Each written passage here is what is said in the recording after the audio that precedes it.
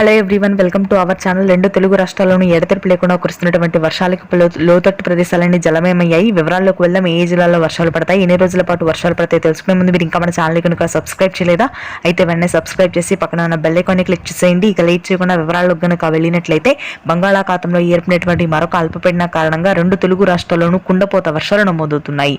ముఖ్యంగా మధ్యాంధ్ర, ఉత్తరాంధ్ర జిల్లాల్లో దాదాపుగా భారీ వర్షాలు కురుస్తాయని వాతావరణ కేంద్రం వెల్లడించింది.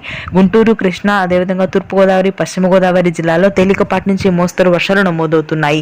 అయితే అత్యధికంగా విజయవాడ నగర ప్రాంతం కూడా ఇప్పటికే జల దిగ్బంధంలో ఉండిపోవడంతో వరద ఉధృతి మరింతగా పెరిగే అవకాశం ఉంది. ఎన్టీఆర్, కృష్ణా జిల్లాల వ్యాప్తంగా ముఖ్యంగా మంగళగిరి, తాడేపల్లి, తాడికొండ, నున్న, విజయవాడ, సింగినగర్ కాలనీ, తిరువూరు, మైలవరం, విసన్నపేట ప్రాంతాల వరకు కూడా ఈ వరద ఉధృతి ఇదే విధంగా కొనసాగే అవకాశం ఉందని వాతావరణ కేంద్రం వెల్లడించింది. ఇక రాయలసీమ వ్యాప్తంగా రానున్నటువంటి 2 రోజుల్లో వర్షాలు మొదలవనున్నాయి. నార్త్ తెలంగాణ జిల్లాలో కుండపోత వర్షాలు నమోదవుతున్నాయి.